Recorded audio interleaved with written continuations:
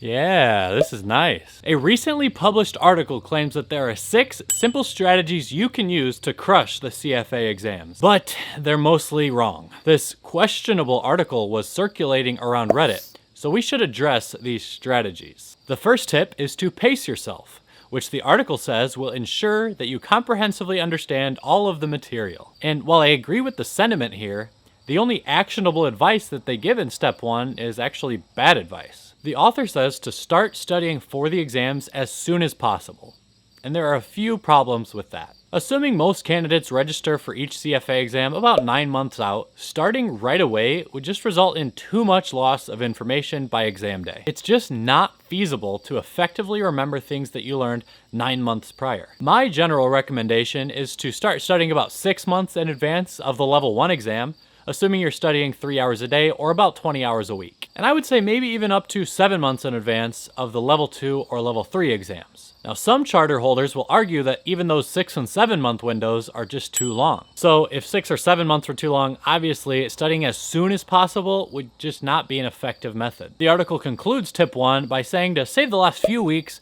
for practice questions and mock exams. I'm just gonna be honest here, right when I read that line, I knew this was gonna be a YouTube reaction video. That advice is straight up terrible. If you're studying for a CFA exam, please give yourself more than 3 weeks to do practice questions and mock exams after your review of the material. Those 2 steps are probably the most critical pieces in the study process, so I'm just going to leave it at that and move on. The second tip in the article is to focus on the CFA Institute curriculum. Again, I don't totally disagree with the thinking here, but there are more optimal ways to study. And maybe this is just a technicality, but it later says in step 2 that all of the curriculum is available on the CFA website, and as far as I know, that is just flat out wrong. At least when I was a candidate and studying, registering for any of the exams also came with a login credential for bookshelf.com. Bookshelf being the ebook vendor that the CFAI used to provide their curriculum electronically. Anyone studying right now, does it still work that way? Let me know in the comments. Maybe I'm wrong and the article's right. Let people know if I am. In the next section, the author talks about using the available tools you have to study with.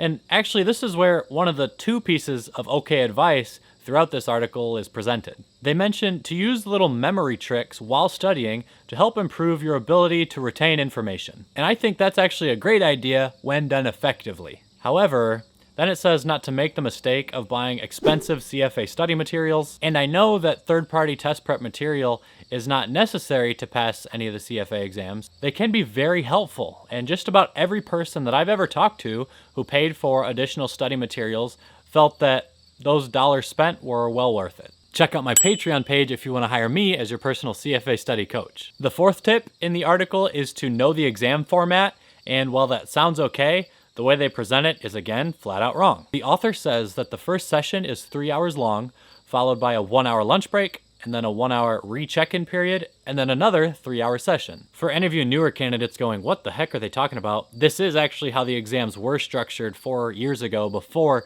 the Institute went to the CBT model. And yeah, this article was written in 2022, so I'm surprised that the authors of it somehow still don't know that the exam format has changed. Very ironically, in the 5th section, the article mentions that it's very helpful if you can keep up on the exam format of the CFA exams, since they can change over time. I did learn something new here, though, in this part. It pointed out that in 209, which I assume meant to say 2009, each of the CFA exams switched from a 4-answer multiple choice format to a 3-answer ABC multiple choice format. I never knew they used to offer 4 potential solutions to each exam question, and that was really surprising. So I dug way back on Analyst Forum to see what people were saying about that change back then. By the way, I know Reddit is really popular now, but Analyst Forum was the #1 place on the internet for people to talk all things CFA exams for, I think, like 20, maybe 30 or 40 years. There are still tons of golden nuggets of information, study tips, strategies, things like that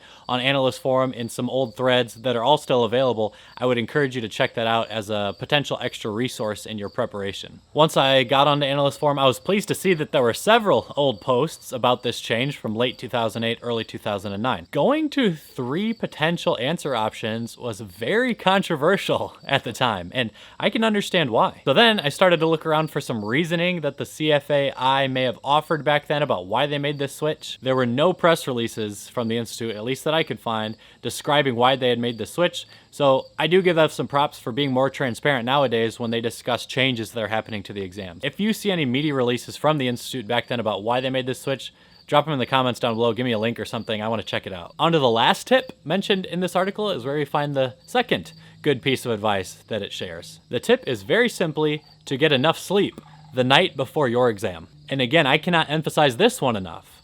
Do not cram the day and night before your CFA exam. And I know cramming has probably worked for you on tests in the past. It certainly has for me throughout college or university. But because of the nature of all of the CFA exams, and specifically I'm talking about the huge volume of information, it takes months and months and months to learn that much information.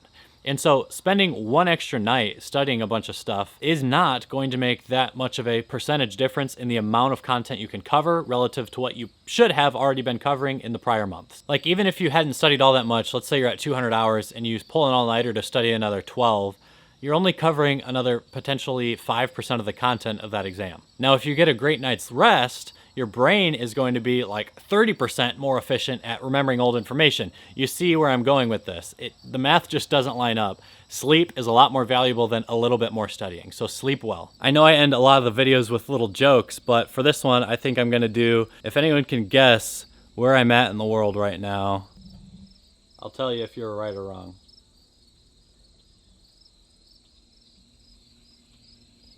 Wow, did I just become a vlogger? Maybe so. All right.